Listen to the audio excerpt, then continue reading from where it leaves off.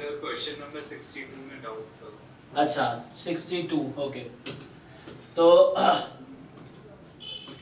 जिन लोगों ने पेपर को आपको ट्राई करना है, पहले नहीं हो रहा है तो मुझसे पूछो, और मान लो एक भी क्वेश्चन नहीं हो रहा है सारे पूछो, कोई प्रॉब्लम नहीं है, बट यू ट्राई। देखो मतलब ऐसा तो है नहीं किसी को कुछ नहीं आता होगा, आपने बीएससी में कुछ ना कुछ पढ़े होंगे, जैम प्रिपरेशन जिन लोगों ने किया कुछ ना कुछ पढ़ा होगा, तो आपको बहुत कुछ ऑलरेडी आता है, तो उसको अप्लाई करने की कोशिश करो कि हाउ टू सॉल्व क्वेश्चंस। और नहीं हो रहा है तो मुझसे डिस्कस करो, और आप डरो नहीं और शर्माओ नहीं, है ना, इस तरह जैसा आपको पूछना है।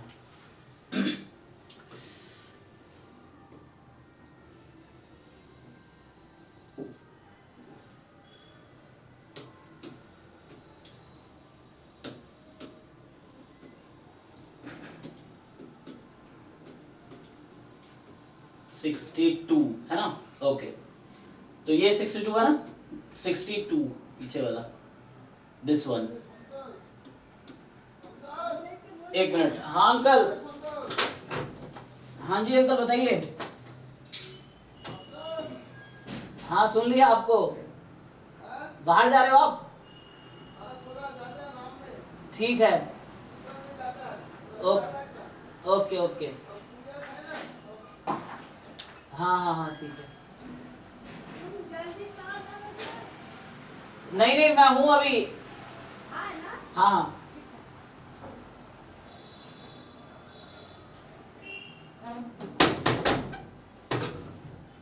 ठीक है जी। सो सी 62 नंबर क्वेश्चन यही है ना, दिस वन। हाँ जी अद्वितीय, इज इट? हाँ sir. Okay. So the moment genetic function of a random variable x is given by this, so what is the probability x more than equal to this? So first of all you have to recognize the MGF. ये जो MGF है, what do you think? ये discrete random variable का MGF है या continuous random variable का MGF है? Continuous. How? Why? How do you know? Discrete का है. हाँ ये एक्चुअली डिस्क्रीट का है।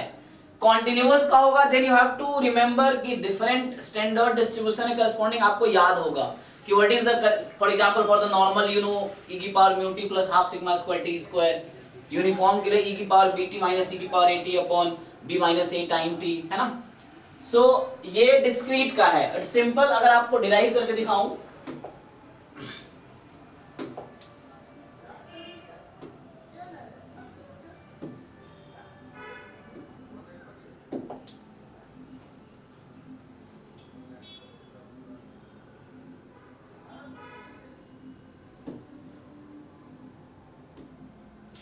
चलो पहले अगर इसके पीछे की थ्योरी देखो तो suppose x is a random variable, तो डिस्क्रीट केस में व्हाट इज द MGF?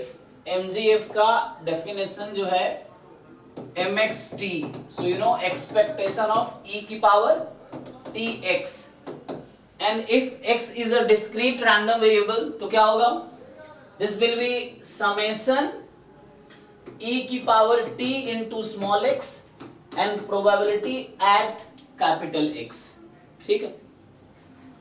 अब x की जो भी वैल्यू समेशन ओवर x, अगर इसको आप ओपन करो जस्ट यू कैन कंपेयर, तो अभी क्या होगा, फॉर एग्जांपल x अगर इंटीजर वैल्यूड है, सो x की वैल्यू 0 रखेंगे, प्रोबेबिलिटी एट 0, फिर x की value 1, probability at 1, so whatever value x takes उसके अकॉर्डिंग समेशन, या मैं ऐसा कर दूं यहां पे xi लिख दूं, xi and then take summation over I from 1 to n. मान लो there are n possible values of capital X, small x1, small x2, small x3 and so on, small xn. अगर इसको आप ओपन करो further तो क्या बनेगा, probability at xi को मैं pi लिख देता हूं फॉर एग्जांपल, तो क्या बनेगा ये p1 e की पावर t टाइम x1 या x1t, you can write this way x1 into t plus p2 e की power x2 into t plus p3 into e की power x3 into t and यहां से आ जाएगा pn e की power xn into t. Now can you compare it with this given? So this is the form of the MGF of any discrete random variable. So now you just compare this with given MGF. Compare करके क्या पता करना है, you have to know what is xi and what is corresponding pi, just ये देखना है। So compare कीजिए। So what do you find, यहां से स्टार्ट करो, 2/9 है जस्ट, यहां e की पावर है ही नहीं, क्यों नहीं है, क्योंकि वहां पे x की वैल्यू 0 होगी, है ना। अगर मान लो यहाँ पे x की वैल्यू 0 कर दूं मैं, तो e की पावर 0 टू e की पावर 0, ये 1 हो जाएगा, तो p2 बचेगा बस। So the simple thing is, so now you can right PMF corresponding to this random variable। देखो मैं लिखता हूं, तो मैं टेबल बना के लिख देता हूं, चलो। सो सिंपली आप PMF लिख सकते हैं, x प्रोबेबिलिटी एट x। तो देखो जैसे 2/9 है, इसमें e के टर्म है ही नहीं, e की पावर 0 है, इसका मतलब x की वैल्यू वहां 0 रही होगी, एंड जो नंबर है 2/9 that is the probability at 0। Next है 1/9 e की पावर माइनस t, जैसे यहाँ पे देखो 1/9 e की पावर माइनस t है। So P3 is 1/9, this P is 1/9 and the coefficient is the value of x। So मतलब जो सपोर्ट है रैंडम वेरिएबल का, वो पावर में t का कोएफिशिएंट है, और बाहर जो नंबर है वो प्रोबेबिलिटी है, ठीक है। तो यहाँ से क्या आ जाएगा 0 1, तो 1 पे क्या है, अच्छा यहाँ नेक्स्ट देख लो, ऐसे इसी ऑर्डर में लिख देता हूं मैं। So in this next term is 1/9 e की पावर माइनस t, तो t का जो कोएफिशिएंट है वो x की वैल्यू है, तो x is -1 and the probability is 1/9। यहाँ x is -2, probability is 1/9, x is अगला +1 and probability is 2/9, probability is value of x is 2 and value is 1/3। so ये आपको PMF मिल गया, probability mass function of discrete random variable x। so this is a PMF of random variable x। So now can you find this? हाँ जी, जिनका doubt है, so can you find this probability? हाँ sir. So क्या करना है, 0 पे 1 पे और 2 पे आपको ऐड कर लेना है ना, you just add all three, more than equal to 0 बोला है, so the x जहां जहां x more than or equal to 0 मतलब नॉन नेगेटिव वैल्यू है, you just add those probabilities। तो यहाँ पे आपको आंसर इसका हो जाएगा, so probability x more than equal to 0 is just 2/9 plus 2/9 plus 1/3। तो यहां से आ गया 4/9, 4 plus 3 7/9 है ना, हाँ 7/9, तो ये आ गया 7/9, 4 इज आंसर, ठीक है। देखो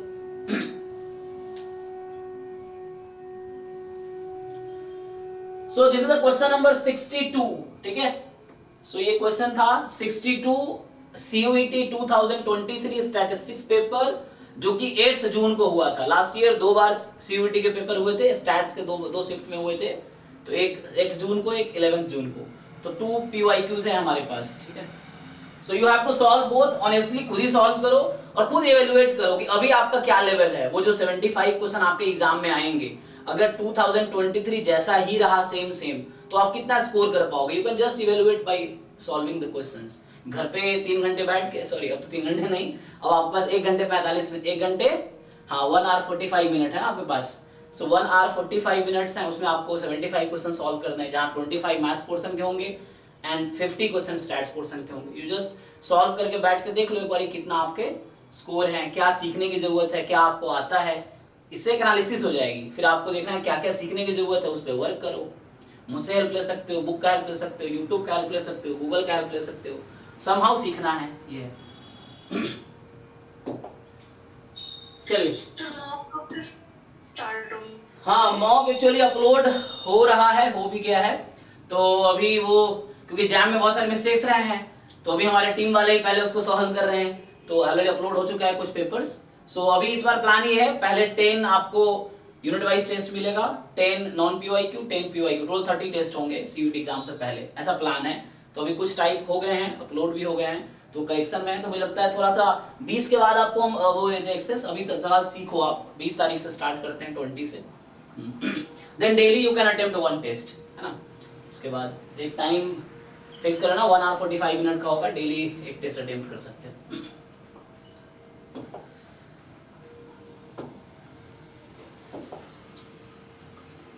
चलिए नेक्स्ट डाउट बताइए। जब तक PYQ कर लो, at least you get the level of mock test में क्या होगा, क्वेश्चंस ही होंगे, तो पहले थोड़े से आप कुछ क्वेश्चन सॉल्व कर लो पीवाईक्यूज के ही, चाहे सीयूईटी 2023, सीयूईटी 2022, ये सब खुद से घर पे थोड़ा सॉल्व करो, इससे आपको एक आइडिया मिल जाएगा किस तरह के क्वेश्चंस आ रहे हैं एग्जाम में, एंड देन मॉक टेस्ट में वैसे क्वेश्चंस मिलेंगे, देन उसका डिस्कशन स्टार्ट होगा। मैं पीवाईक्यू डिस्कस कर रहा हूँ ना, जैसे मॉक टेस्ट होगा, अभी डेट मान लो सपोज 20 तारीख को मैंने एक मॉक टेस्ट अपलोड किया, तो आप लोग अटेम्प्ट करोगे, फिर 21 को उसका डिस्कशन होगा, या 20 को ही शाम में उसका डिस्कशन होगा इवनिंग में, तो उसी का हम लोग डाउट डिस्कस करेंगे यहाँ पे, ठीक है। तो अभी पीवाईक्यू और डाउट है ना, लाइव डिस्कशन है, थ्योरीज भी मैं कर सकता हूँ, आप बोलोगे तो मैं थ्योरीज भी पढ़ाऊंगा, जो भी टॉपिक्स आपके वीक हैं, but you have to ask, ठीक है ना। बाकी रिकॉर्डेड लेक्चर का लिंक ऑलरेडी डिस्क्रिप्शन में है, आप वहां से हेल्प ले सकते हो।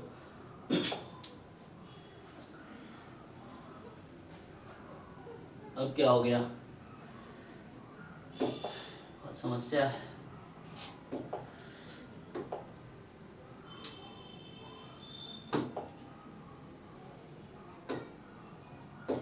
नेक्स्ट क्वेश्चन बताओ, देखते हैं इसमें क्या दिया। 63 ओके। तो क्या होगा,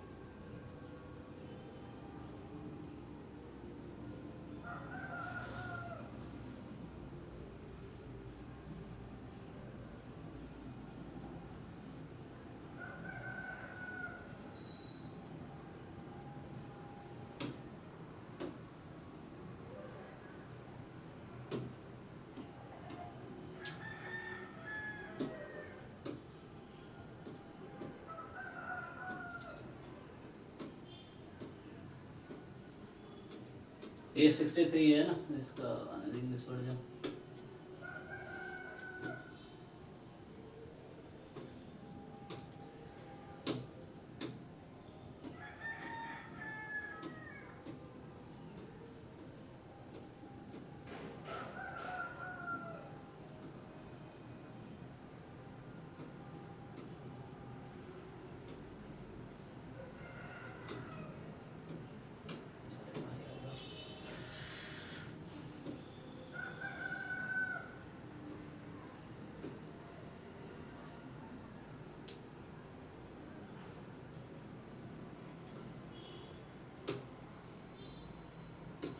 कहना क्या जा रहा है कि दिस बर्नौली है, तो संख्या 7 पर तीसरी सफलता प्राप्त करने की प्रायिकता है।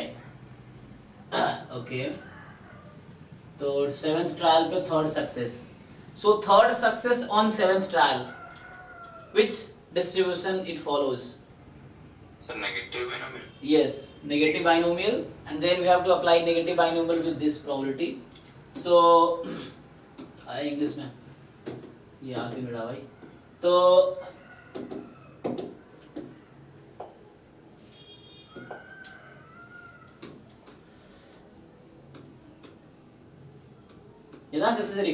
In a sequence of Bernoulli half, मतलब देखो बर्नौली ट्रायल होता है, each trial has success probability half and each trial has failure probability half. Bernoulli trial का मतलब ये है कि जितने भी ट्रायल होंगे they are identically distributed and they are independent also. IID trials जो होते हैं और वो बर्नौली ट्रायल्स होते हैं।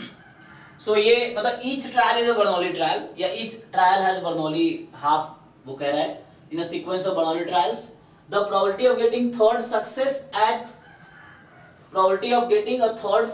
as trial number 7, मतलब so now you should know the interpretation of random variable। जो interpretation है like binomial distribution has interpretation कि number of success in n trials। so अभी के जरूरत के हिसाब से मैं थोड़ा सा बैकग्राउंड बता देता हूँ।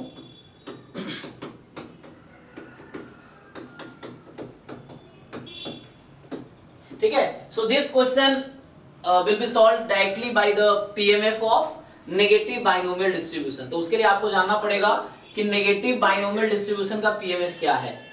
x minus 1 trials में r हाँ, minus 1. so depends what is your x. तो here x is the trial number at which RH success counts. So trial number at which RH success occur. This is the interpretation of x. Trial number at which RH success occur. ठीक? So what is support of x? x का support क्या होगा इस case में? x can take what values? 0 to 7. नहीं, trial number. x is trial number. So to get r success, you must have at least r trials, right? तभी तो r success मिलेगा. The zero जो लोग बोल रहे थे, this is the second case. Zero is also a PM. Zero भी support होता है. So negative binomial has two PMFs, है ना? One is the trial number लिखा है मैंने. अगर मैं लिखता कि number of failure before RH success, then zero से start होता. So negative binomial has two PMFs and both had different interpretations. So इस वाले question में support will start from R, R plus 1, R plus 2 and dot dot dot. अगर लिखता मैं number of failure before RH success, then यहाँ 0, 1, 2, 3 up to infinity होती. ठीक? And the geometric distribution is a special case of negative binomial distribution. Like binomial has a special case Bernoulli distribution. ठीक है ना? So binomial and Bernoulli में जो relation है वही negative binomial geometric में relation है. ठीक है ना? Geometric is a special case of. If you put r is equal to 1 here, this will become geometric distribution. जब r को 1 रख देंगे तो geometric हो जाएगी. Okay, तो चलिए, तो question is अच्छा success probability is p. So just हम लोग है ना, सो इसमें लिखना नहीं है. प्रोबेबिलिटी ऑफ सक्सेस प्रोबेबिलिटी को हम लोग p ले रहे हैं एंड फेलियर प्रोबेबिलिटी को 1 माइनस p ले रहे हैं. ठीक है, तो success probability is p and failure probability is 1 minus p.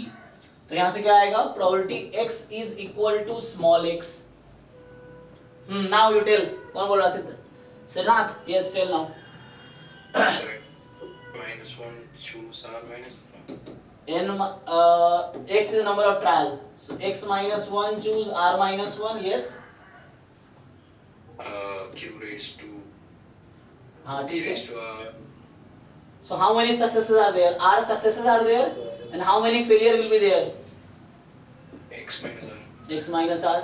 Total x trial are there. So number of trial is x, and r successes occurs, तो p की power r होगी. And failure how many remaining are failure? तो x minus r.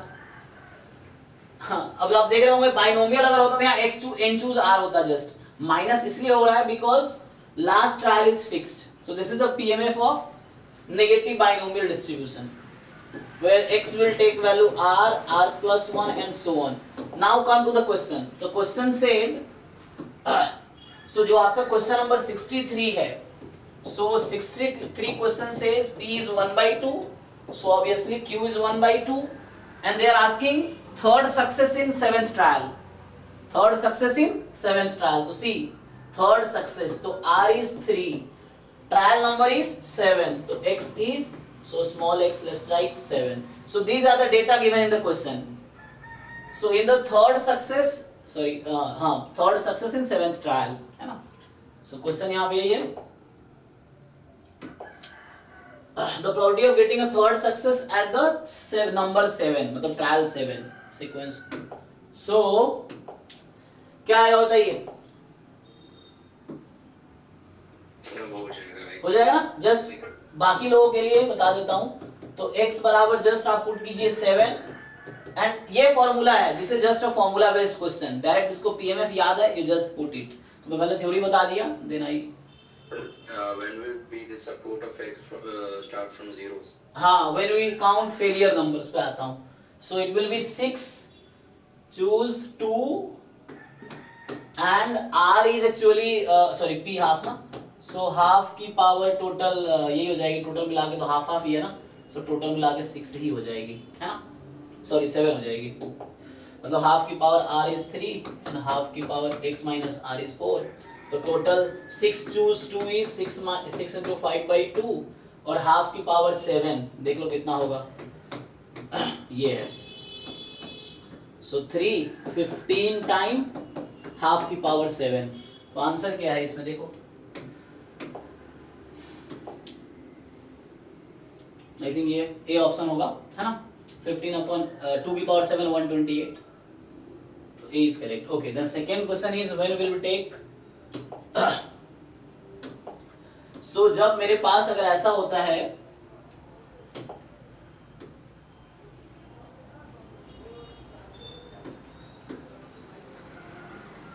Now suppose, अच्छा इसको तो बुला दिया, सो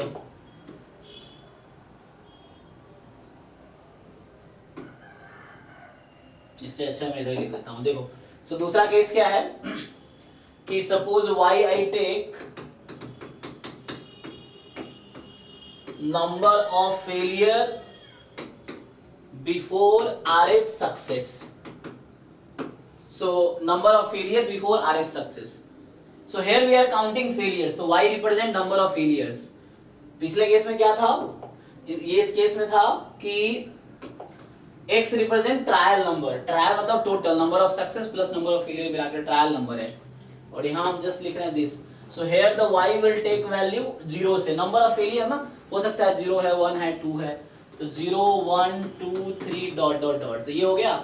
अब यहाँ पे if you find capital Y is equal to small y, so मतलब small y number of failure before RH success, small y number of failures before RH success. So y is the number of failure, r is the number of success. So what will be the total number of trials now? Failures and success. Yes, y plus r. So same thing you can use, just in place of x you put y plus r.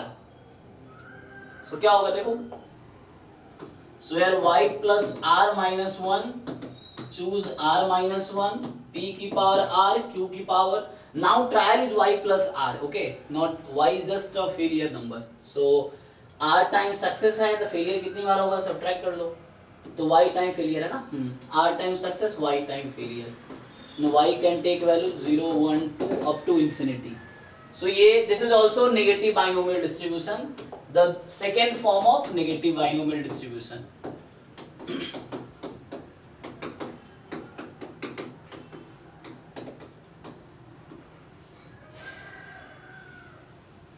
ठीक है, okay.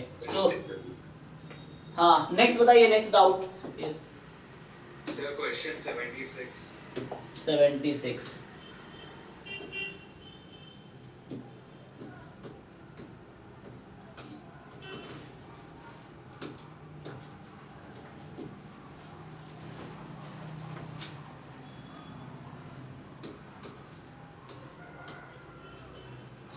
देखिए क्या है, the joint PDF of two rand, अच्छा जिन लोगों ने try नहीं किया है, ये डाउट वो लोग पूछ रहे हैं जो ट्राई करके आए हैं।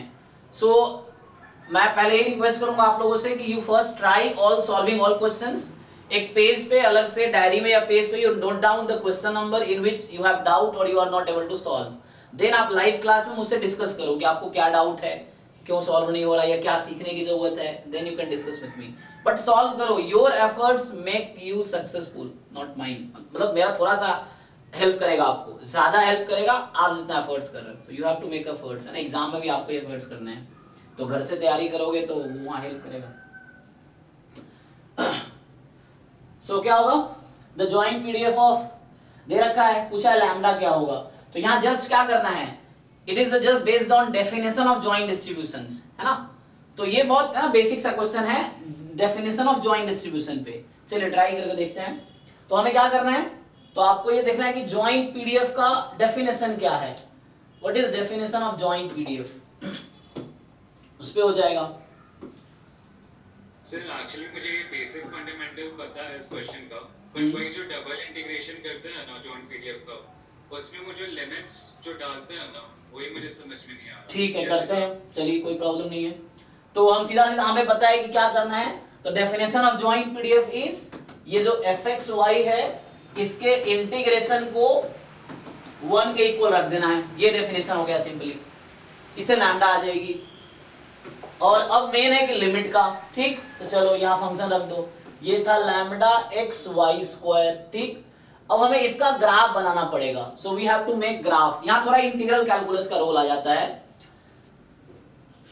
तो हमें क्या करना है, यहाँ पे ग्राफ बनाना है। यहाँ ज्यादातर बच्चों को दिक्कत आता है, तो चलो एक ग्राफ बना लेते हैं। सो हमें इस रीजन का ग्राफ बनाना है, 0 less than 2x less than 3y less than 6, ठीक, इसका ग्राफ बनाना है। तो हमें क्या ग्राफ बनाना है, 0 less than 2x less than 3y less than 6। तो सबसे पहले क्या करते हैं, ग्राफ बनाते हुए जो ग्राफ बनाना, उससे सबसे पहले क्या करना है आपको, जहां जहां इनइक्वालिटी है वहां इक्वालिटी लगा दो। मतलब जैसे हो गया 2x is equal to 0, 2x is equal to 3y and 3y is equal to 6। जहां भी इनइक्वालिटी है पहले इक्वालिटी लेके पहले कर्व ट्रेस कर दो, उसके बाद रीजन सेलेक्ट करेंगे। तो इनइक्वालिटी रिप्रेजेंट रीजन है ना, एंड जो एक ये इक्वालिटी रिप्रेजेंट अ कर्व। तो कर्व पहले बना लेते हैं। तो 2x बराबर 0 मतलब x बराबर 0 and x is equal to 0 means y axis. So this is the graph of x is equal to 0, this is the graph of x is equal to 0, ठीक है। अब यहाँ 2x is equal to 3y है, तो कैसे भी देख लो आप, है ना। सो y इज इक्वल टू ऐसा हो सकते हो 2x अपॉन 3, इस तरह से। तो पहले तो ये ओरिजिन से पास कर रही है, तो एक पॉइंट ये है, x को अगर मैं 3 रखता हूं तो y की वैल्यू 2 होगी, तो ये पॉइंट आ जाएगा। रफली ड्रॉ कर रहे हैं, ठीक है ना, वी आर ड्राइंग जस्ट रफली ग्राफ। तो ये था y is equal to 2x by 3 का ग्राफ। नेक्स्ट क्या है, 3y 6 मतलब y इज इक्वल टू 2 आ जाएगा। तो इसका ग्राफ बना लो, y बराबर 2, so this line is y is equal to 2। हो गया ना, सब बना लिया। तो x बराबर 0, अब देखो इसमें क्या हो रहा है,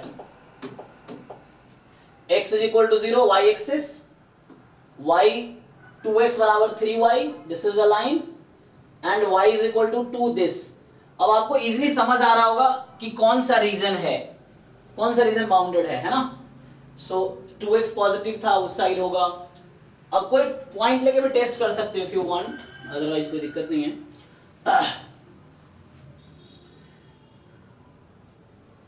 हाँ जी, तो आप लोग ये समझ आ रहे, दिस रीजन शुड बी। और अगर ऐसे कोई डाउट हो तो you take 1 point and check, ये चीज है। तो y लेस देन 2 है, ये है।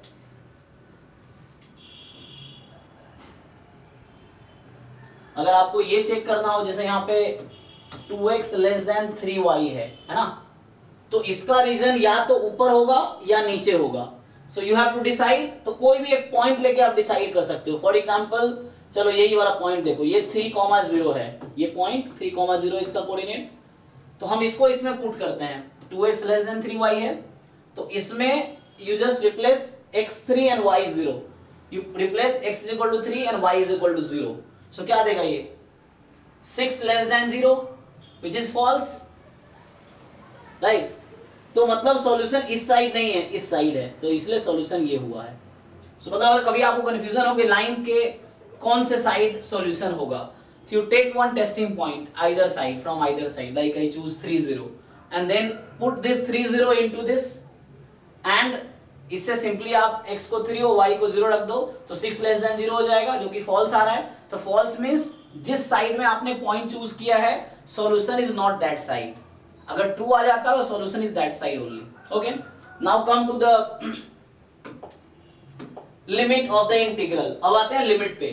तो मैंने यहाँ dx dy लिखा है, you may right dy dx, दोनों से सेम आंसर आएगा, है ना। So you can solve either way, you can right dx dy और dy dx। डिफरेंस क्या है, अगर dx वाइज x की लिमिट यहाँ आएगी, y की लिमिट यहाँ आएगी। अगर इसको इंटरचेंज करते हो dy dx, तो y की लिमिट यहाँ, x यहाँ, आंसर दोनों से सेम आएगा, but you should know how to write the limit. ये है, देखो जैसे मैं dx dy से कर रहा हूं, so what will I do, so मैं काम करता हूं, चलो dx पहले लिखा है मैंने, तो मुझे x के पैरेलल एक लाइन ड्रॉ करनी है। जब भी मैं dx, यहाँ इस साइड dx है ना, so you will draw a line strip parallel to x axis. अब आपको यहाँ देखना है कि व्हाट इज दिस इक्वेशन। तो ये इक्वेशन था x is equal to 0, right.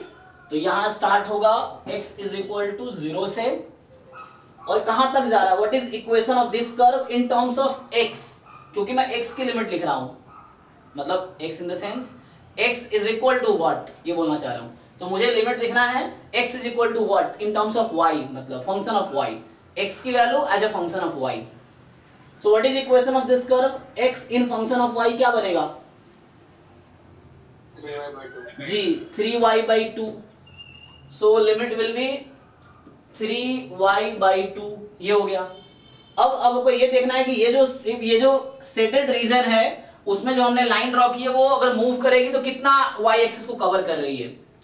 अब y की लिमिट लेनी है ना, तो अब वो नंबर में होगा, बाहर वाला लिमिट हमेशा नंबर्स में रहेगा, वेरिएबल नहीं रहेगा इसमें, it will always contain a number the outside limit. So just आपको ये देखना है dy है तो y एक्सिस पे ये रीजन कितना या कितना डिपेंडेंट है या क्या प्रोजेक्शन है y एक्सिस पे इसका। सो यू सी अगर ये स्ट्रिप को मैं मूव कराता हूं तो y एक्सिस कितना इन्वॉल्व है इसमें, कहां से कहां तक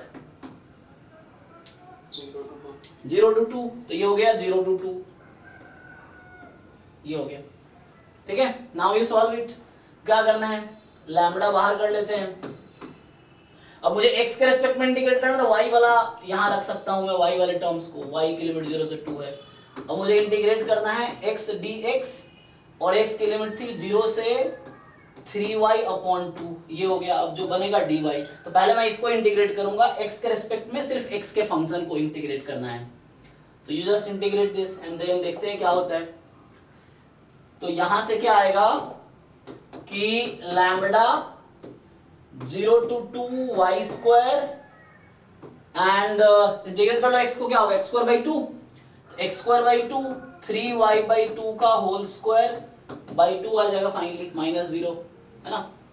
सो dy ये इक्वल टू 1 है, इसको हम सॉल्व कर लेंगे बाद में, तो वहां से लैम्बडा आ जाएगी। सो सॉल्व करते जाओ इसको, देखो सिंप्लीफाई करके 0 0 सिंप्लीफाई कर लो तो ये कितना हो गया 9, यहाँ आ जाएगा y² y की पावर 4, 2 2 4 2 8, देखो 9/8 y की power 4 dy is equal to 1। अब इसको फर्दर सिंप्लीफाई करो। सो फर्दर सिंप्लीफाई करोगे तो यहां से बनेगा आपके पास क्या 9/8 बाहर है, y की पावर 5/5, 0 से 2 1, ठीक है। तो यहां से क्या आएगा, तो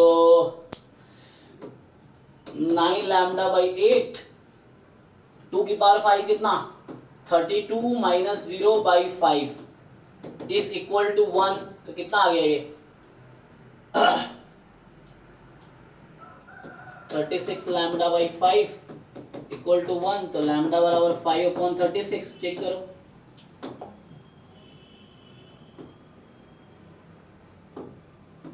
कोई ऑप्शन है ऐसा? हाँ सर, थर्ड ऑप्शन, ठीक है, तो third option is right answer.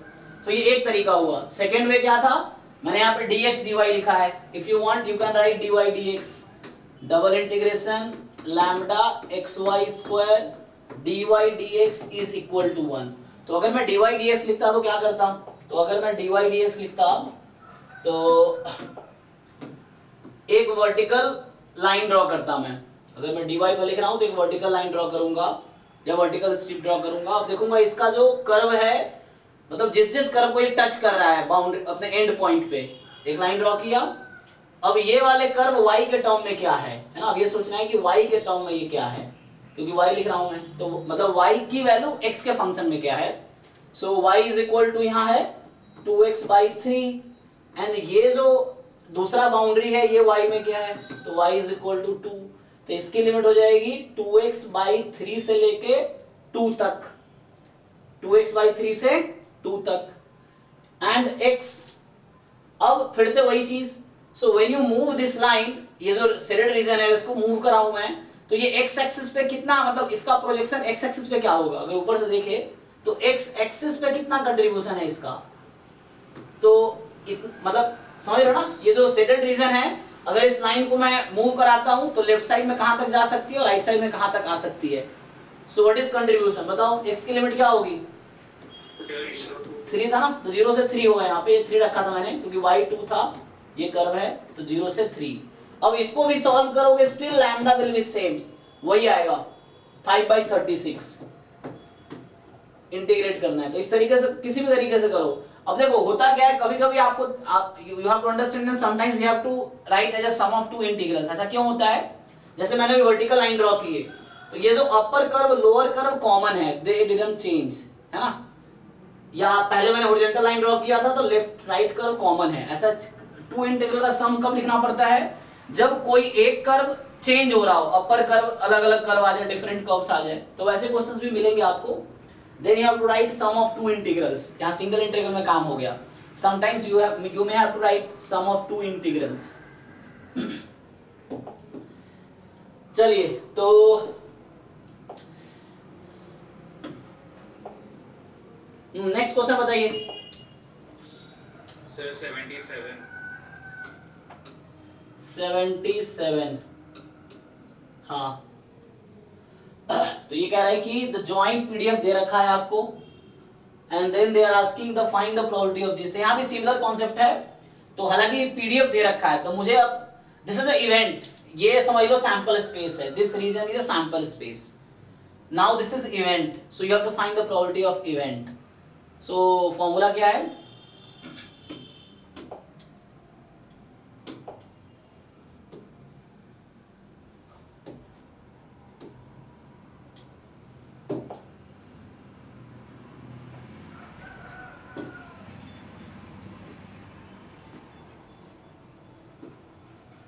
क्या होगा, तो यहां से अब आपको क्या करना है,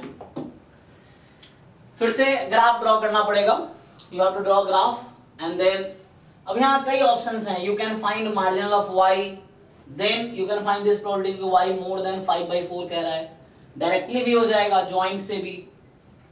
सो हाँ, one thing you can do, you find margin of y, तो y के मार्जिनल के लिए यहाँ x के लिमिट लिखनी पड़ेगी, तो उसके लिए आपको ग्राफ ड्रॉ करना पड़ेगा। चलो मैं ग्राफ ड्रॉ कर देता हूँ। सी सो किसका ग्राफ, सपोर्ट का, इसको सपोर्ट बोलते हैं। सपोर्ट मतलब यहाँ पे एज अ सैंपल स्पेस है, ठीक है। सो this is support of random variable, मतलब अभी के केस में हमारे लिए सैंपल स्पेस है। सो क्या करना है, देखो y 1/x से ज्यादा है, x से कम है, तो अगेन सेम थिंग, जब भी इनइक्वालिटी का ग्राफ ड्रॉ करना हो, you first make the graph of equality. Means हमें क्या करना है, y is equal to 1/x और y is equal to x, इसका ग्राफ ड्रॉ करना है। We first have to draw graph of, ठीक है ना, y is equal to x and y is equal to 1/x।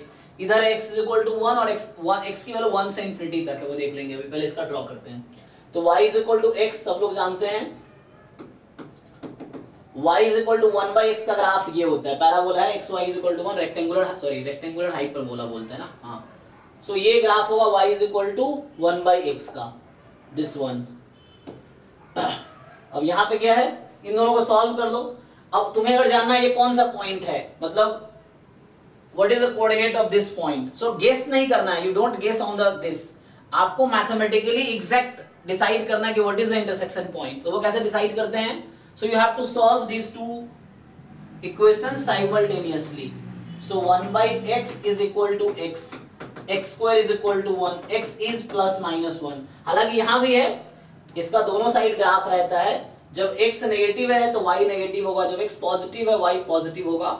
So graph two part में होता है, ये y is equal to 1/x का ग्राफ जो है, one part is this, other part is this. So कहना क्या जा रहा है, they are intersecting at two places, one at one, एक बार +1 पे और एक बार -1 पे, ठीक है, एक बार +1 पे और एक बार -1 पे। तो ये आपके इंटरसेक्शन पॉइंट है, x बराबर +-1।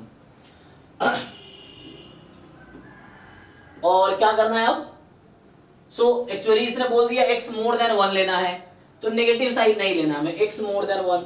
सो दिस इज द लाइन, फिर से बोल रहे हैं x मोर देन 1 है, तो हम पहले x इज इक्वल टू 1 का ग्राफ ड्रॉ करेंगे। So we first draw graph of x is equal to 1। So x is equal to 1 का ग्राफ यही होगा, मतलब this is the curve, x is equal to 1, इसने कहा मोर देन 1, इधर चला जाएगा, and y is between 1/x and x, y is between 1/x and x, so y is between 1/x and x, तो 1/x इधर है, ये x किधर है, ये, so y is between 1/x and x, ठीक है, and more than 1, so this is the reason। See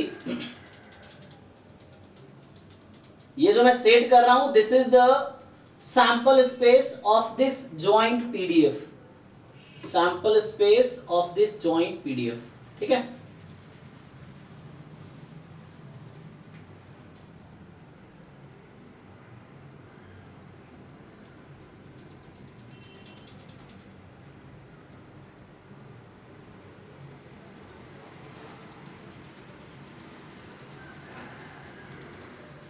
समझा?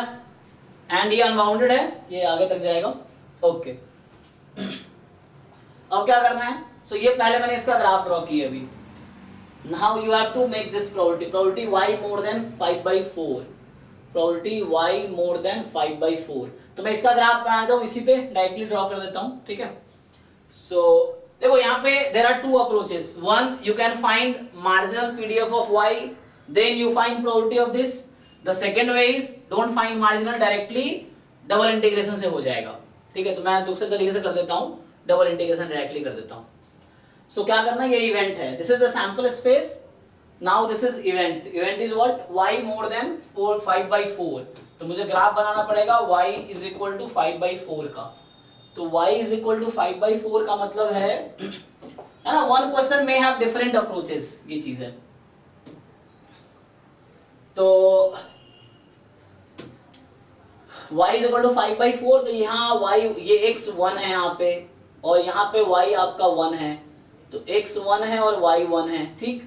तो क्या करेंगे आप, हमें 5/4 मतलब मोर देन 1 है, y 5/4 तो मतलब मोर देन 1 है, तो मोर देन 1 का मतलब y की वैल्यू कहीं ना कहीं 1 पॉइंट समथिंग होगी, 1.25, तो 1.25 मान लो रफली यहाँ पे, चलो।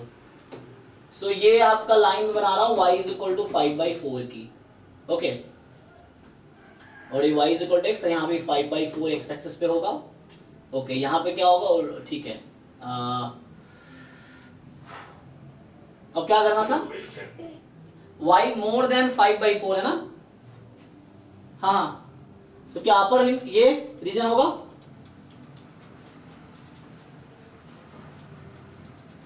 सो हमें इस जो ब्लैक में सेट कर रहा हूं इस रीजन की प्रोबेबिलिटी बतानी है, जो ब्लैक रीजन है इसकी प्रोबेबिलिटी बतानी है, ठीक है।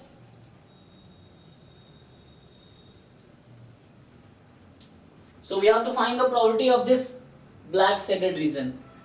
सैंपल स्पेस पूरा था, and you know event is a subset of sample space. So ये ब्लैक रीजन जो हमने सेट किया उसकी प्रोबेबिलिटी निकालनी है। सो हाउ टू फाइंड, सो अब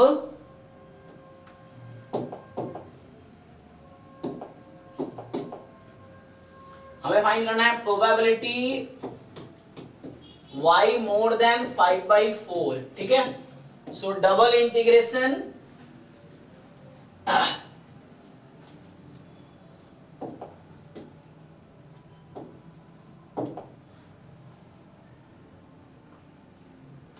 बताओ, तो ये फंक्शन यही रहेगा 1/2x²y। Now again it's up to you, आपको dx dy लिखना है या dy dx लिखना है। So we have to integrate over the black region, जो इवेंट है हमारा y मोर देन 5/4। क्या लिखो बताओ, dy dx या dx dy, क्या चाहते हो?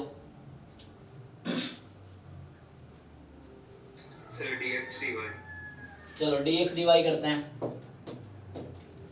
सो dx dy करेंगे, सो ठीक है। अब तो हमें क्या करना है, पहले x की लिमिट लिखनी है, तो मैं x के पैरेलल लाइन ड्रॉ करूंगा।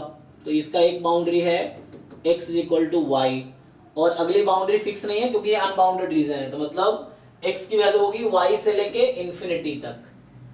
अब देखना है इसका y एक्सिस पे कितना कंट्रीब्यूशन है, ये जो स्ट्रिप बनाया, लाइन ड्रॉ किया, ये कितना y पे कहां से कहां तक जाएगा, ये रीजन, इसका प्रोजेक्शन y एक्सिस पे कहां, तो 1 से लेके ये कितना रीजन कवर करेगी। इसको अगर तुम मूव कराओगे, है ना, ये जो स्ट्रिप बनाया हॉरिजॉन्टल, इसको मूव कराओगे तो इट विल कवर, ये यहां से स्टार्ट होके कहीं तक, तो 1 y बराबर 1 से इंफिनिटी तक कुछ भी हो सकता है। सो 1 से इंफिनिटी तक। अब आप इसको क्या करो, जस्ट सिंप्लीफाई कर लो, you just integrate it.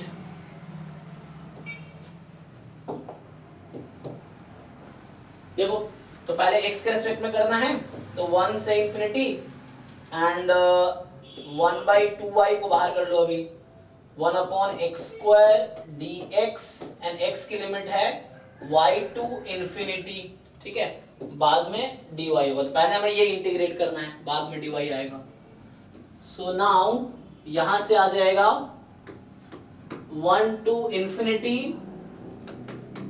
1 upon 2y, 1 by x square का integration minus 1 by x, and then limit put करोगे तो फाइनली जी y का लिमिट ओ यस यस, हाँ हाँ मैंने गलती कर दिया, यस यस, क्योंकि वो लाइन हमने देखा था कहाँ है, यस यस, ये लाइन कौन सी लाइन थी, यस ये लाइन इज 5/4 एक्चुअली, हाँ मैंने यहाँ मिस्टेक कर दिया है, तो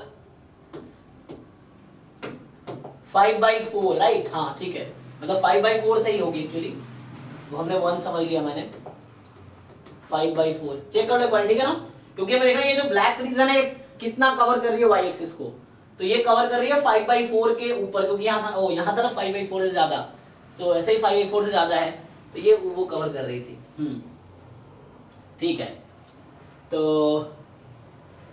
ठीक है ना, तो यहाँ अभी 5/4 से होगा, 5/4 से infinity, and 1 by x square का integration minus 1 by x, put करो अपर लिमिट माइनस, है ना, तो ये थे 1 बाई वाई बन जाएगा, ये चेक करो 1 बाई वाई बन जाएगा 10, एंड डी वाई, उसके बाद तो अब हो गया तुम्हारे पास 1 by 2y square D Y 5/4 से लेके इंफिनिटी तक, तो कितना आ जाएगा 1 बाई वाई स्क्वायर की लिमिट माइनस 1 बाई वाई, ठीक है, और ये हो जाएगा 5/4 से लेके इंफिनिटी तक, सो कितना आ जाएगा ये,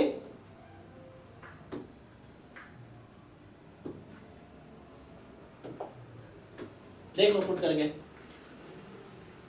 सो 0 हो जाएगा पहले, minus minus plus 1 upon 2 time 5/4, so I think कितना हो गया ये, 2 कैंसिल हो जाएगा, 2/5, 2/5 आंसर होना चाहिए,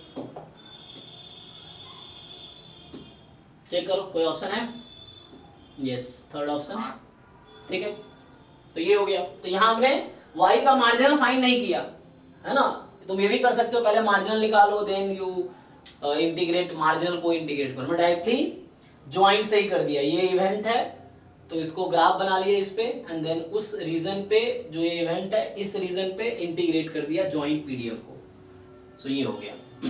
तो यहाँ पे कॉन्सेप्ट क्या यूज हुआ है, एक तो पिछले क्वेश्चन में हमने ये यूज किया है, पहला चीज कि fxy इज ज्वाइंट पीडीएफ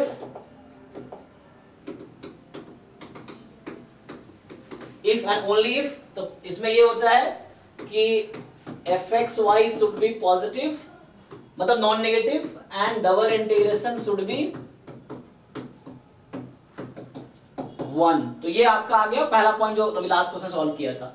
जो अभी हमने सॉल्व किया है उसमें ये था कि अगर मुझे कोई इवेंट दे रखा है, मान लो ए पे प्रोबेबिलिटी निकालनी है, सो इवेंट ए है या इवेंट ई है, सो ई पे अगर प्रोबेबिलिटी निकालनी है तो अगर ज्वाइंट है 2 वेरिएबल में है, या मैं ऐसा बोलूं कि लाइक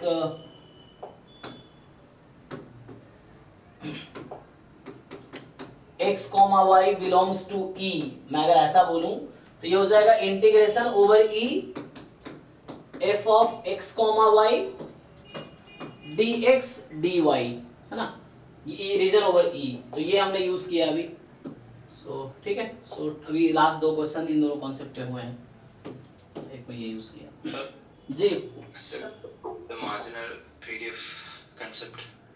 मार्जिन निकालो, मार्जिन कैसे निकालते हैं, if you want to do that way, so how to find marginal of y, पहले आपको y का मार्जिन निकालना पड़ता, so how will you, Next step. हाँ, तो x के रिस्पेक्ट पे इसको इंटीग्रेट करो, जो भी x की लिमिट है ग्राफ में देखो, सपोर्ट में ये सैंपल स्पेस में सैंपल से ये देखना है कि what is the limit of x, and उस पे फिर यहाँ से फंक्शन ऑफ y आ जाएगा। अब अगर फंक्शन ऑफ कुछ भी आ गया ना, तो अगर ये निकल जाएगा देन जैसे प्रोबेबिलिटी था हमारा कि प्रोबेबिलिटी y बिलोंग्स टू, मान लो y है ना, मोर देन क्या था 5/4 था, लेट्स से यही था ना, हाँ, सो यहाँ कुछ नहीं है तो आपको फिर ये करना पड़ेगा, पहले वो कैलकुलेट करो, सो वहां हमने 2 डबल इंटीग्रेशन एक साथ किया, वही चीजें अब अलग अलग होंगी, है एक ही चीज, सेम चीजें अब सेपरेटली होंगी, तो यहाँ पे आएगा कितना 5/4 से इंफिनिटी, यहाँ dy ना, तो ये आ जाएगा। सर मार्जिनल में हम लिमिट्स कैसे निकालेंगे, आप बता सकते हैं? ये लास्ट क्वेश्चन में जैसे हमको सपोर्ट दिया था x हाँ। और y का, उससे हम मार्जिनल में लिमिट कैसे निकालेंगे? ये है ना सपोर्ट पे, देखो तो हमें क्या करना है, तो इसमें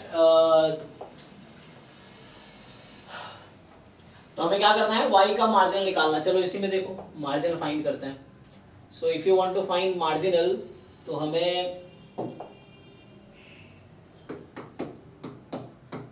y का मार्जिनल चाहिए, तो मुझे इंटीग्रेट करना है ये फंक्शन जो है 1/2x² y के रेस्पेक्ट में, ठीक। अब देखो ग्राफ में देखो कि y की लिमिट क्या है। सो ग्राफ में, अच्छा मुझे सॉरी मैं क्या कर रहा हूँ, ये मिस्टेक। मार्जिनल y का चाहिए ना, तो हमें इंटीग्रेट करना होगा x के रेस्पेक्ट में। यहाँ सही लिखा है ना मैंने, हाँ मार्जिनल y के चाहिए x के रेस्पेक्ट में इंटीग्रेट करना होगा, तभी y का मार्जिनल आएगा, ठीक है। यहाँ y है, दिस फाइन। तो हमें x के रेस्पेक्ट में इंटीग्रेट करना है। नाउ सी, अब जब लिमिट लिखोगे ना, सो होगा क्या, ये हमारा सपोर्ट था, ये सैंपल स्पेस था, this was a sample space. अब इसमें जैसे हॉरिजॉन्टल लाइन ड्रॉ करोगे तो एक प्रॉब्लम है, यहाँ पे क्या है, ये 1 जो है ना, अभी जो मैं समझा रहा था कि कब हमें जरूरत है 2 इंटीग्रल्स लेने की, तो एक्चुअली होगा क्या, जब मैं हॉरिजॉन्टल लाइन ड्रॉ कर रहा हूं, तो अभी ये कर्व है x = y का, और अगर यहाँ उस y = 1 के बिलो लाइन ड्रॉ कर रहा हूं, so the left region is y = 1/x, तो कर्व चेंजेस, तो मतलब उसके हिसाब से ब्रेक होगा। तो ये क्या आएगा, 2 पार्ट में इसको करना पड़ेगा हमें।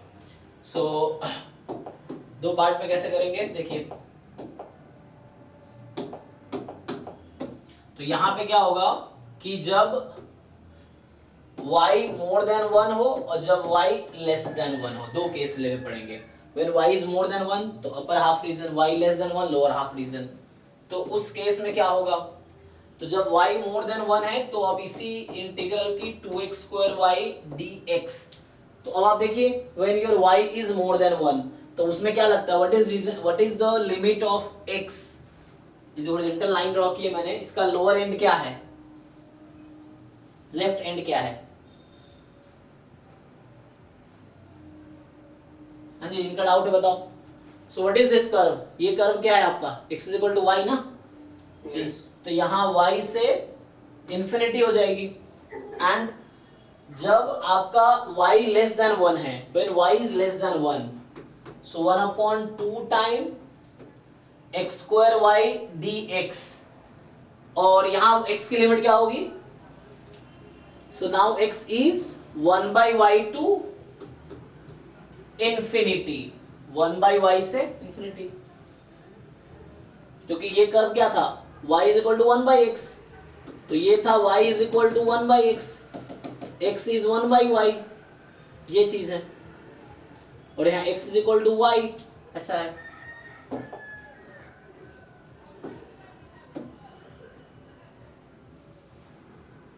नाउ अभी आपको जो प्रॉपर्टी पूछा गया उसमें क्या किया गया है, सो इसको सिंप्लीफाई करो, एंड देन जो प्रॉपर्टी अभी पूछी गई है कि property y more than 5/4।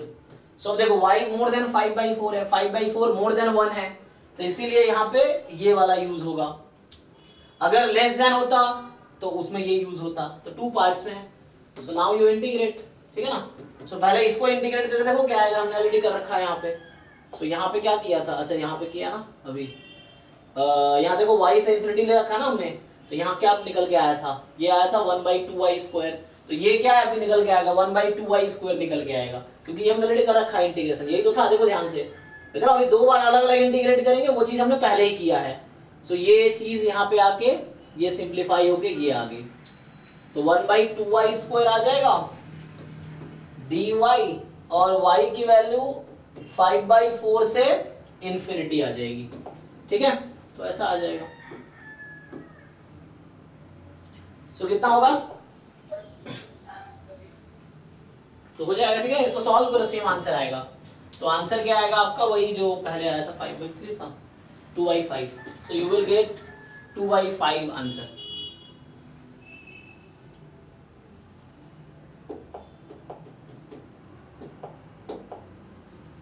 Next बताइए. सर 84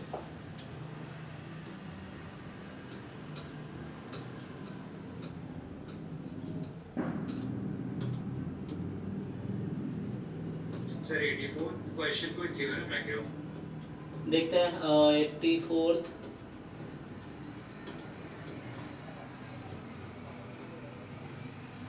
हाँ 84 डायरेक्ट थ्योरम है. क्या बोलना चाह रहा है? 78 बता दीजिए. जी जी जी, एक मिनट. कह रहा है T1 T2 दोनों अनबायस्ड एस्टिमेटर है, डिस्टिंक्ट है गामा थीटा का, और T है, अच्छा यहाँ पे है दोनों अनबायस्ड एस्टिमेटर है. सो expectation of T1 given T2, ये T है, तो यहां से T भी एक्चुअली अनबायस्ड एस्टिमेटर हो जाएगा, है ना. मतलब T is also unbiased estimator. आप यहाँ पे एक्सपेक्टेशन दोनों तरफ लगा देंगे. So expectation of T is equal to expectation of T1 आ जाएगा, एंड T1 इज अनबायस्ड, तो ये अनबायस्ड हो जाएगा. सर UMVU से ये हो जाएगा. हाँ उसको यूज कर सकते हैं. हालांकि UMBU में हमें ये डायरेक्ट हो जाएगा ना कि ये मोस्ट एफिशिएंट एस्टिमेटर होता है, expectation of T1 given T2. Yes, लेकिन उस केस में T2 पे क्या रहता है कंडीशन? सफिशिएंट होना चाहिए. सफिशिएंट के लिए, है ना. लेकिन यहाँ पे इन्होंने अनबायस्ड कहा है. हाँ यस यस यस, वो राव ब्लैकवेल है. जब वो सफिशिएंट गिवन होगा तो राव ब्लैकवेल है ना. राव ब्लैकवेल उसमें अगर आपके पास अगर सफिशिएंट एंड कंप्लीट दोनों हो गया तो वैसा हो जाएगा, तो UMVU बन जाएगा T. सो बट स्टिल मुझे लगता है या तो एक काम कर सकते हैं हम लोग कि जैसे इस तरह क्वेश्चन थ्योरेटिकल है, अल्लाह मुझे लगता है ऑफिशियल आंसर की में देखो फिर भी मुझे लगता है आंसर वही होगा, 2 वाला ही होगा. क्योंकि अनबायस्ड दोनों हैं, वेरिएंस सेम रहेगा.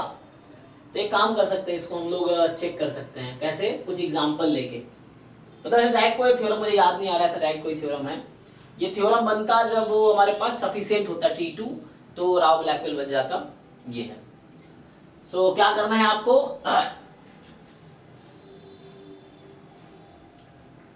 तो T is expectation of T1 given T2 and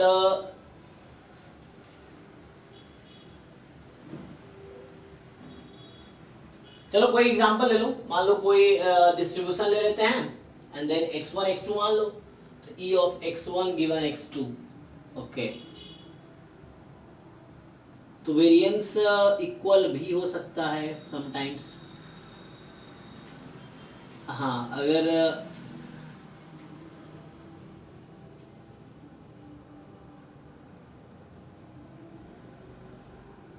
two distinct unbiased estimators हैं, है ना,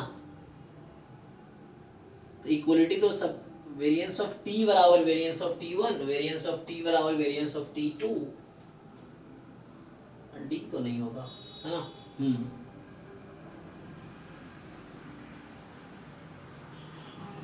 तो देखो इसमें से आंसर जो है थर्ड फोर्थ तो आउट हो जाएगा, 1 या 2 में से करेक्ट होगा कोई, है ना.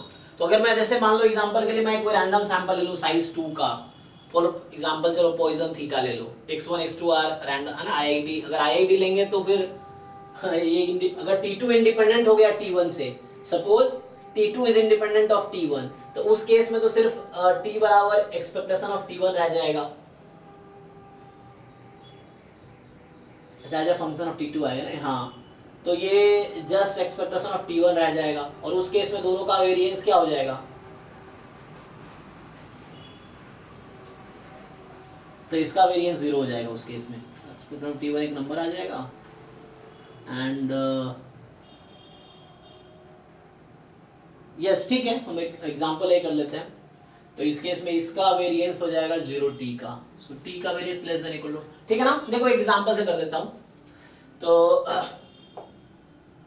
जैसे इस तरह क्वेश्चन ट्रिक्स ये है कि आपको प्रूफ नहीं करना है, just you take some example और उसके हिसाब से इसको एलिमिनेट कर दो, आप ऑप्शंस को एलिमिनेट कर दो।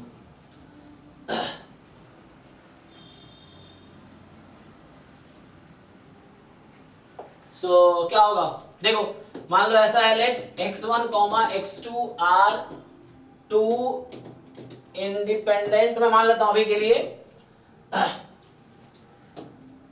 रैंडम वेरिएबल फ्रॉम, ये इतना क्या करना है, देखो अभी के लिए समझो, पॉइसन थीटा ऐसा हो जाएगा। सो T1 यहाँ पे क्या है आपके पास, जस्ट x1 हो जाएगा, T2 जस्ट मैं मान लेता हूं x2 अभी के लिए। इसने कुछ ज्यादा इंफॉर्मेशन नहीं दिया। गामा थीटा को मैं, ये जो गामा थीटा है इसको जस्ट थीटा मान लेता हूं, ठीक है अभी। सो क्या होगा,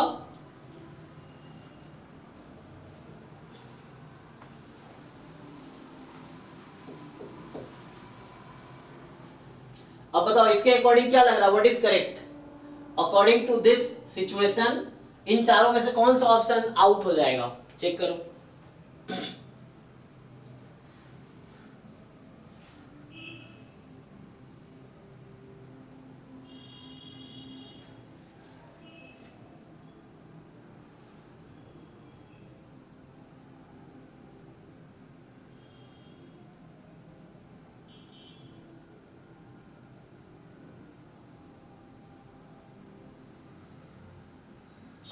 बताओ भाई टी क्या बनेगा इस केस में, टी क्या है, expectation of T1 given T2, unbalanced है दोनों, x1 x2 पॉइसन थीटा का मीन क्या होता है, थीटा, तो x1 x2 both are unbalanced. बताओ ये किसके इक्वल आएगा, थीटा के इक्वल, मतलब हाँ चलो x1 x2, लेकिन यहाँ पे ऐसा है कि T is expectation of T1 given T2, दो अनबायस्ड एस्टिमेटर है, ठीक है, तो उस केस में तो ये तो जस्ट एक्सपेक्टेशन ऑफ T1 हो जाएगा, मतलब x1 हो जाएगा, एंड x1 तो जस्ट थीटा आ जाएगा। तो यहां से बताओ वेरिएंस ऑफ T क्या है और वेरिएंस ऑफ T1 क्या है, वेरिएंस ऑफ टी 0 हो जाएगा सर, ओके, और वेरिएंस ऑफ T1 क्या है, थीटा हो जाएगा, थीटा हो जाएगा।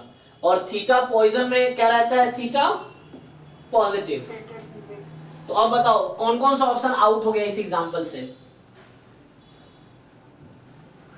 वेरिएंस ऑफ T2 भी ले लो, वेरिएंस ऑफ T2 भी थीटा हो गया यहां, तो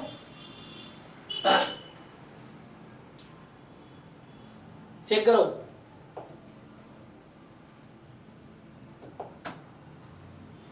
सर द सेकंड ऑप्शन सही रहेगा, ओनली सेकेंड ऑप्शन सही जाएगा। सो बाकी सारे आउट हो गए एक्चुअली इस एग्जांपल से, ये सब आउट हो गए, तो ओनली पॉसिबल ऑप्शन जो बचा वो 2 है, और 2 इनफैक्ट करेक्ट ऑफिशियल आंसर की भी है, देख एक बार चेक कर दो क्या है आंसर, ये है। सर अगर इंडिपेंडेंट नहीं ले तो फिर, हाँ इंडिपेंडेंट नहीं लेंगे तो, क्योंकि इसने ऐसा कुछ कहा नहीं ना कि इंडिपेंडेंट डिपेंडेंट, ऐसा कुछ नहीं कहा, इसने कहा दो डिस्टिंक्ट है, मैंने डिस्टिंक्ट लिया, अपनी मर्जी से भी इंडिपेंडेंट मान लिया, नहीं लेंगे तब भी थोड़ा हमारा काम बढ़ जाएगा, प्रूफ यही होगा फिर भी, है ना, ये है। तो फिर हमारे तरफ से कैलकुलेशन बढ़ेंगे आप, क्योंकि मेरा एक कंडीशनल होने की वजह से इसकी वेरिएंस ना रिड्यूस हो जाती है।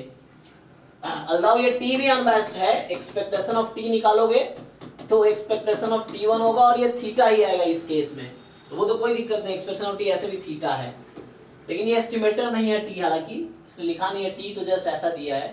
T एस्टिमेटर होने के लिए T2 को होना पड़ेगा, T2 का फंक्शन होना पड़ेगा। T2 का फंक्शन कब आएगा, जब डिपेंडेंट रखेंगे, डिपेंडेंट रखेंगे, डिपेंडेंट ले लो। अगर चलो मान लो इसमें अगर मैं इंडिपेंडेंट नहीं लेता हूँ तो फिर तुम्हें ये करना पड़ेगा x1 गिवन x2, तो उस केस में नॉर्मल एग्जांपल ले लो, नॉर्मल रैंडम वेरिएबल का ले सकते हैं, नॉर्मल थीटा 1 वैसा समझ लो। अगर ऐसे, क्योंकि या यहाँ भी निकाल सकते हो, अगर इंडिपेंडेंट नहीं अज्यूम करूंगा तो ये मुझे कैलकुलेट करना पड़ेगा, तो ये as a function of x2 कुछ आएगा, x2 के टर्म में कुछ आएगा, so this will be some function of x2 and some function of x2 होगा बस। अब इसमें लगा लो वेरिएंस, तो कैसे करोगे, इसको सिंपलीफाई करना पड़ेगा, how to find conditional expectation definition से। सो फिर पहले तुम्हें कंडीशनल पीएमएफ निकालना पड़ेगा या पीडीएफ निकालना है? पीडीएफ फाइंड करना। हाँ, तो यहाँ पीएमएफ निकाल उससे कर सकते हो, या अगर तुम्हें इंडिपेंडेंट लेना है तो चलो मान लो यहाँ पे x1 x2 है, इंडिपेंडेंट नहीं है, दोनों नॉर्मल थीटा कॉमा 1 है, मान लो ऐसा है, तो इसके बीच का कुछ वो होगा, इंडिपेंडेंट नहीं है तो कोरिलेशन कोएफिशिएंट भी आएगा। तो उस केस में तुम देख लो, यहाँ से x1 तुम्हारा t1 है, x2 तुम्हारा t2 है, तो t आ जाएगा expectation of x1 given x2, और इसका तो फॉर्मूला भी हमारे पास है ऑलरेडी, है ना, तुम्हारे पास इसका फॉर्मूला है, वो लिख सकते हैं। तो फॉर्मूला लिखेंगे तो क्या होगा,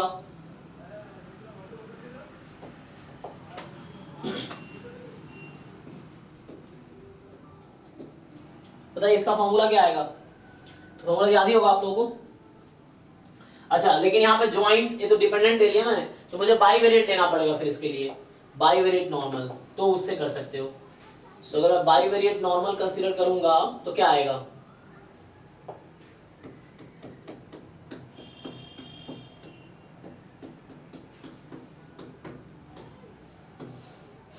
मान लो वेरिएंस 1 1 ले लिया, 1 1 रो मान लो हाफ ले लिया एग्जांपल के लिए।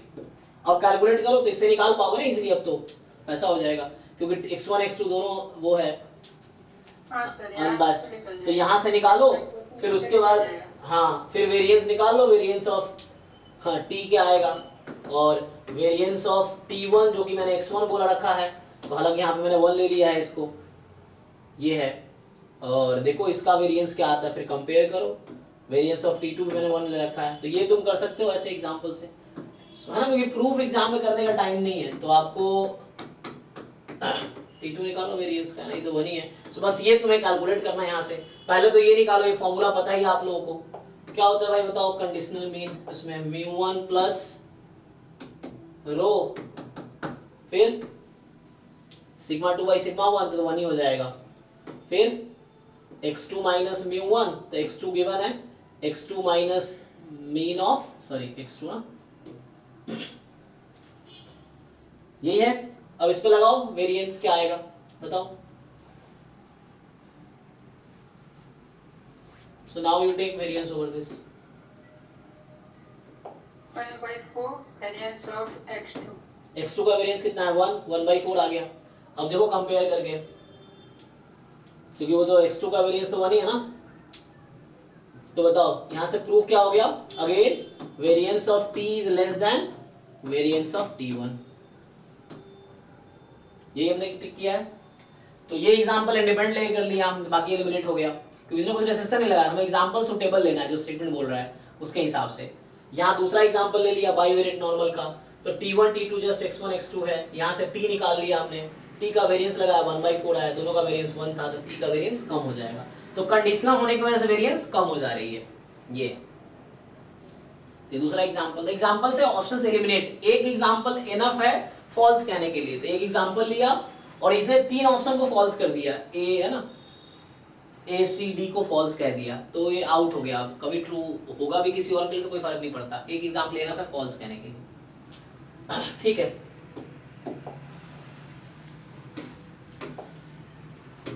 नेक्स्ट बताओ। 78 देख लीजिए। हाँ अच्छा 78,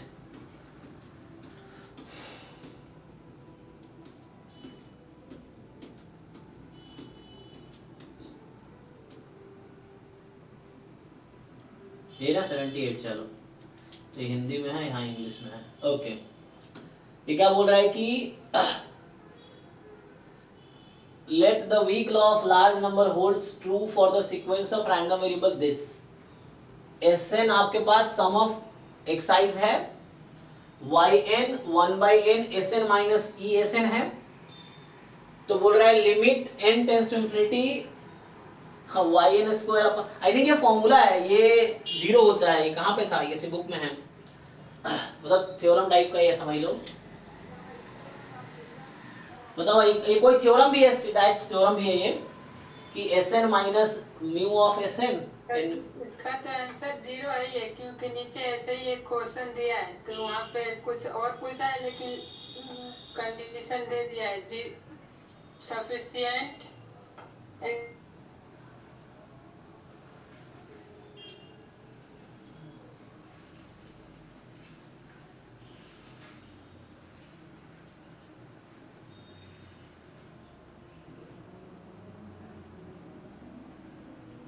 आवाज नहीं आई, ठीक है ना। तो ये डायरेक्ट कोई रिजल्ट है, किसी बुक में मैंने देखा था, इधर रोहतगी या गुप्ता कपूर में किसी बुक में ही डायरेक्टली है। तो फिर से इसको है ना, क्योंकि इसने ऐसा कुछ कहा नहीं है कि कौन सा डिस्ट्रीब्यूशन है, तो फिर से तुम्हें क्या करना है कि एग्जांपल कंसीडर कर लो अपने हिसाब से, कोई डिस्ट्रीब्यूशन मान लो, क्योंकि ये जनरल क्वेश्चंस हैं, ये हमें किसी डिस्ट्रीब्यूशन के लिए सेम ही आंसर देगा, डिफरेंट आंसर नहीं देगा, क्योंकि इसने कहा है कि एनी डिस्ट्रीब्यूशन यू टेक, तो तुम कोई भी एक अपनी मर्जी से पॉइजन थीटा ले लो, एक्सपोनेंशियल थीटा ले लो या नॉर्मल ले लो, उस हिसाब से ट्राई टू कैलकुलेट। फिर वो sir variance of Sn by n square ही होगा सर, ओके। और कहाँ पे जो limit expectation of yn square वो वाला variance of Sn by n square ये सर थोड़ा घुमाना पड़ेगा। हाँ, वो एक के अनुसार 0 आएगा। तो ऐसा करो कोई ये डिस्ट्रीब्यूशन बन जाए, ये yn कुछ ऐसा बनाओ कि ये डिस्ट्रीब्यूशन बन जाए। तो एक काम करते हैं, मतलब इसका मुझे प्रूफ लिखना पड़ेगा, तो उसके लिए मैं बुक पर बता सकता हूँ रेफरेंस। सो ये कहाँ है, एक मिनट रुको मैं बताता हूँ तुम्हें। मैं तो कॉन्सेप्ट समझा देंगे। हाँ एक minute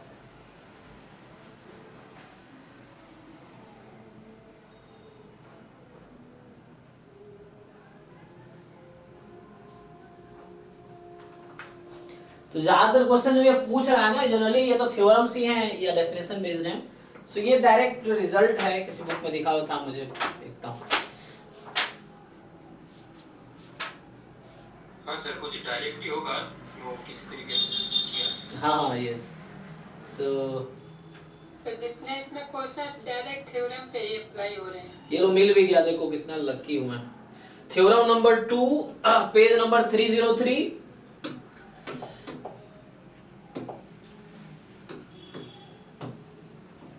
theorem number 2 page number 303, book का नाम है वीके रोहतगी एंड AKMD सेलर, ठीक है। इस बुक में है, ये कह रहा है कि मतलब थ्योरम पे सीधा सीधा इन्होंने थ्योरम को ही क्वेश्चन बना दिया। So let xn be a sequence of random variable yn is 1 by, अच्छा yn यहाँ पे इन्होंने रखा है x बार को, तो ये कहना चाह रहा है कि necessary and sufficient condition for the sequence to satisfy weak law of large number is that expectation of yn square upon 1 plus yn square must be, limit must be 0, ये दे रखा है। तो यहाँ भी कुछ खास नहीं है, क्योंकि इसमें इसी का एक्सटेंशन होगा आगे, तो आगे इसका एक्सटेंशन देख लेते हैं। तो प्रूफ यहाँ कर रखा है, you can see the proof, proof भी दे रखा है, थ्योरम तो है ना, इस थ्योरम है और उसका प्रूफ भी है पेज नंबर 303 पे।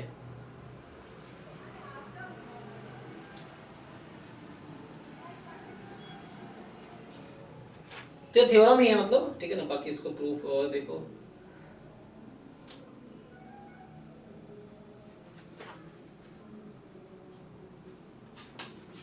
तो आपके लिए क्या डिफरेंस है इसमें, ये देख लेते हैं कि थ्योरम से क्या डिफरेंस है। यहाँ पे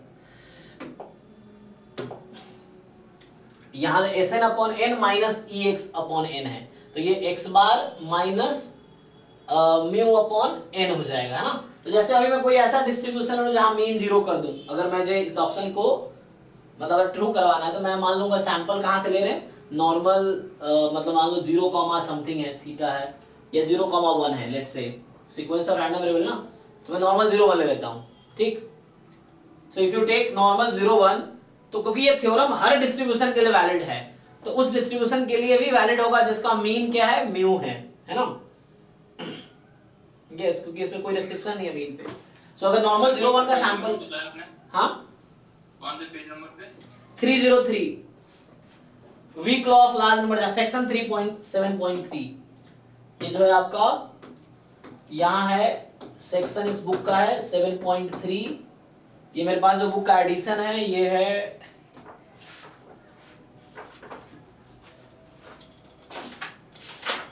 थर्ड एडिशन है मेरे पास, ठीक है ना। थर्ड एडिशन में 303 पेज पे 303 है, 303 सेक्शन 7.3, टॉपिक ये weak law of large number, section का नाम है, ठीक है ना। तो it will work directly theorem पे इन्होंने इधर उधर किया है बस। सो वही डायरेक्ट थ्योरम है, प्रूफ देखना, you can see the proof. हालांकि हो सकता है आप लोग ज्यादा तो समझ ना आए, क्योंकि ये थोड़े से वैसा एब्स्ट्रैक्ट है। मार्कोव इनइक्वालिटी यूज किया है और एक इवेंट बनाए हैं। हाँ, मार्कोव इनइक्वालिटी समहाउ यूज किया है। बाद में इंटीग्रेशन किया है, ठीक है ना।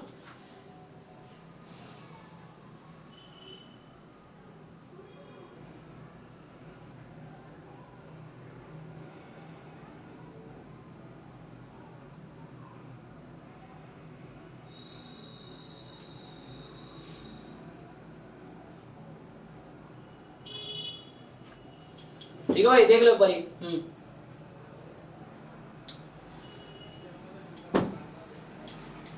सो डायरेक्ट स्टेटमेंट है, उस पे हो जाएगा, क्योंकि प्रूव करना तो ज्यादातर क्वेश्चन वही बोलो ना, डेफिनेशंस या थ्योरम्स या फॉर्मूले बेस्ड क्वेश्चंस हैं। नेक्स्ट बताओ। क्वेश्चन 74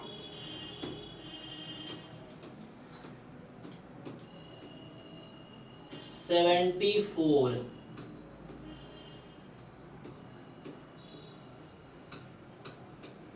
जी, तो इंग्लिश में यहाँ पे है X Y be the IID Laplace 1 okay, Laplace मतलब डबल एक्सपोनेंशियल, ठीक है। तो the MGF of 2x minus Y is, so simply आपको क्या करना है, पहले तो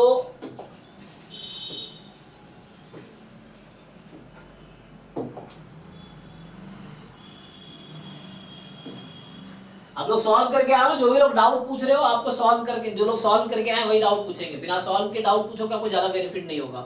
जब आप ट्राई करके आओगे तब डाउट पूछो, बेनिफिट रहेगा। इसलिए अभी PYQ कर रहे हैं, बाद में मॉक टेस्ट स्टार्ट होगा अभी कुछ दिन बाद, 2-4 दिन बाद, तो फिर मॉक टेस्ट का डिस्कशन स्टार्ट हो जाएगा। फिर PYQ का भी टेस्ट, ये सब अभी टेस्ट में भी अपलोड हो रहा है, जो पेपर में डिस्कस कर रहा हूँ ये आपको वहां भी मिलेगा। 10 PYQ 10 नॉन PYQ टेस्ट रहेंगे, तो उसमें ये सब भी वहां एक आपको लिखा आएगा कि PYQ है, तो यू कैन अटेम्प्ट कि आप 1 आवर 45 मिनट में कितने कर पाते हो, तो वहां आप खुद को इवेल्युएट कर सकते हो। और PYQ एग्जाम से पहले कम से कम 4-5-10 बार कर ही लो, जितनी बार करोगे उतना बेनिफिट है, क्योंकि उससे सीखने को मिलेगा, उसी कॉन्सेप्ट पे नेक्स्ट एग्जाम में क्वेश्चन आएगा। कुछ सिलेबस चेंज नहीं हो रहा ना, सिलेबस कॉमन है, तो कॉन्सेप्ट्स वही हैं। तो अगर PYQ एटलीस्ट 4-5 बार तो कर ही लो। मैंने जामिया बच्चों को बोला था, जो ढंग से करके गया उनका एग्जाम ठीक हुआ है ना। PYQ 4-5 बार कॉन्फिडेंट हो, तो उन सारे क्वेश्चन के कॉन्सेप्ट पता है, अप्रोच पता है, how to solve, then exam में भी कुछ नया नहीं आएगा, सब आपका देखा हुआ होगा। ये चीज है, या at least you will be able to solve. चलिए, तो ये क्वेश्चन जो है ये कह रहा है कि XY भी IID लाप्लास, पहले बताओ डबल एक्सपोनेंशियल का, सो लाप्लास लैम्बडा और म्यू रहता है ना, तो इसका जो PDF होता है, कोई बताओ जी क्या होगा इसका PDF, देख के बताओ। 1/2b। ठीक है, हाँ चलो ठीक है, 2b, हाँ 2b 1/2b exponential minus mod x minus mu upon b। ठीक है, तो यहाँ जो b है ना, म्यू लैम्बडा जैसे मैं लिखा, तो b इन्होंने बोला तो वो b के टर्म में लिख दो, कोई दिक्कत नहीं। तो इस तरह से है। अब ये आपका PDF है, इसका MGF बताइए देख के, इसका MGF क्या है, जी बुक में मिल जाएगा, ये आपको याद रखना पड़ेगा, जो स्टैंडर्ड डिस्ट्रीब्यूशन का याद रखना है जी। e के पावर म्यू e की पावर b से bt हो जाएगा, हाँ e के power bt upon 1 plus b square t square minus I think minus होता है sir, b square t square. Mu square हो जाएगा। अच्छा, यहाँ पे तो तुम्हारे पास वो है, तो यहाँ मैंने क्या लिखा है, मतलब ठीक है, इसके टर्म में बताओ ना तुम। म्यू स्क्वायर टी स्क्वायर हो जाएगा। अच्छा, लैम्डा की जगह पे म्यू लिखे हैं सर आप। हाँ ठीक है, म्यू स्क्वायर टी स्क्वायर। तो यहाँ पे हाँ पैरामीटर हमारा BT है, जो भी जिसके फॉर्म में लिखना लिख लो, एक बार इसको चेक कर लेना जस्ट, ठीक है ना। तो लाप्लास है और इसका ये PDF है, तो यहां से आ जाएगा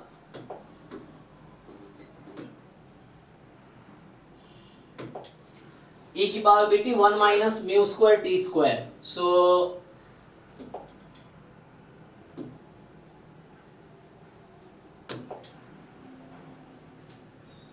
पुट कर लो, 1 1 रख दो, तो 1 1 रखोगे तो क्या हो जाएगा, तो अब तुम्हारे क्वेश्चन में आ जाओ,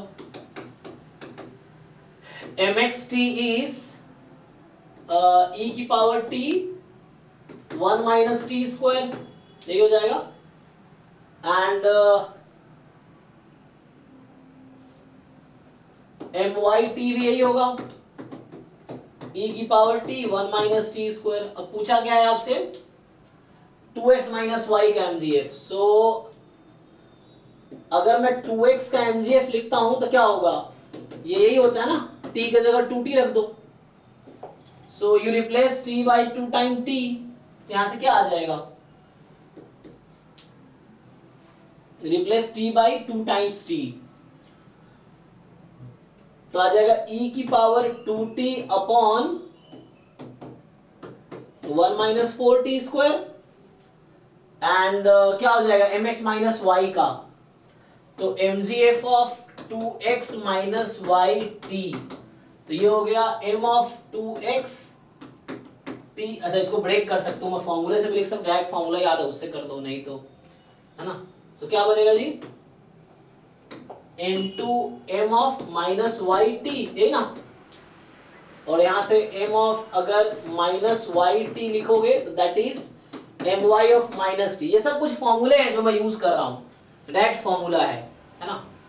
सो क्या आ जाएगा, तो यहां से अगर आप सॉल्व करो तो कितना आएगा, तो ये डायरेक्टली यहाँ t की जगह माइनस टी रख दो, मतलब सो आ गया आपके पास e की power 2t upon 1 minus 4t square, ऐसा कुछ, एंड इनटू में अब माइनस y है ना, तो माइनस y मतलब t की जगह माइनस t रखोगे, ये इसके ये फॉर्मूला यूज करके, एक तो ये फॉर्मूला है, एक ये फॉर्मूला है, तो इसको यूज करो, सो e की power minus t upon 1 minus t square ही रहेगा।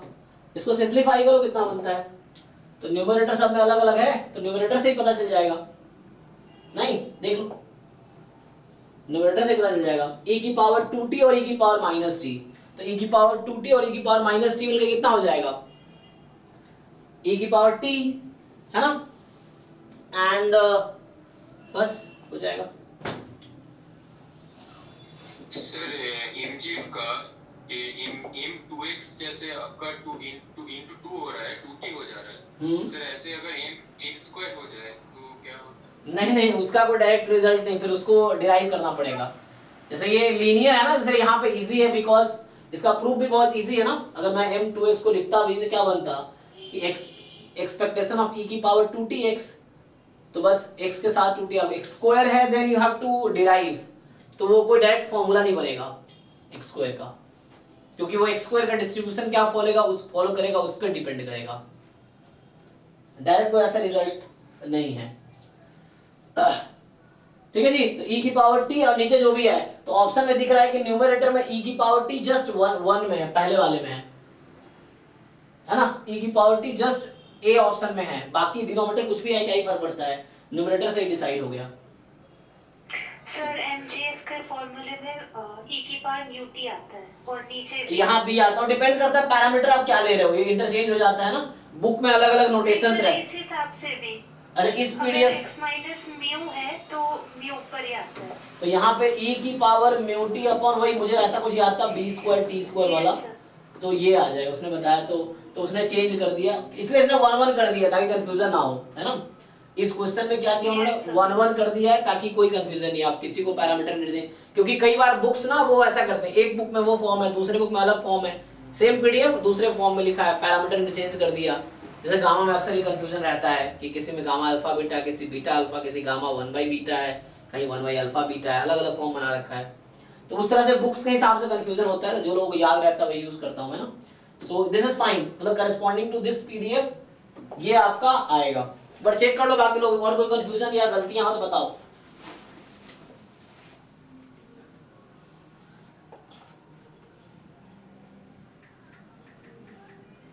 तो नेक्स्ट क्वेश्चन बताओ। सर 90 देखिए एक मिनट, यहां से आपके पास जो है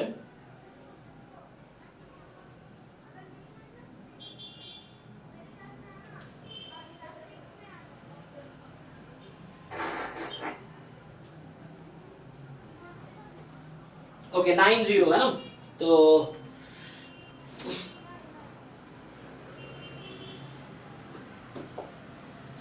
जो लोगों ने सॉल्व नहीं किया यू फर्स्ट सॉल्व, है ना।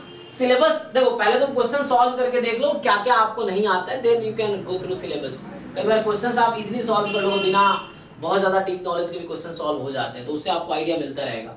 तो आपको फोकस क्या करना है, सिलेबस, पीवाईक्यू, मॉक टेस्ट, इसको आप जितनी बार रिवाइज कर सको, अगेन यू रिवाइज सिलेबस, जो सीयूईटी के सिलेबस हैं उसको, देन पीवाईक्यू रिपीटेडली सॉल्व करो, मॉक टेस्ट अभी स्टार्ट होगा 4-5 दिन में अभी, है ना, तो फिर देन डेली एक मॉक टेस्ट दे सकते हो आप।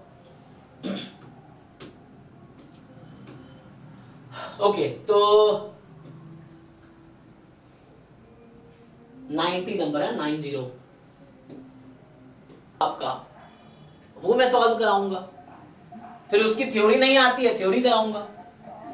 Okay sir.